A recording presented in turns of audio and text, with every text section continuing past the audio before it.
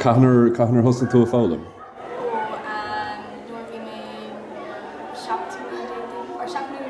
Agus dámioch sesiún siúl ré seachtain gailge an dúrfáil sin isteach.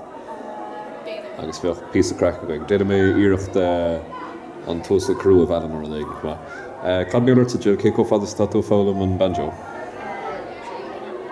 3 bliana. Agus cad fút sa Abigail?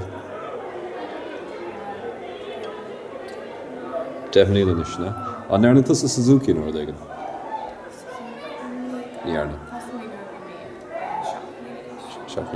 Anyway. Okay, nuair atá sé bhréig má sé, tuair doing píosa ceol.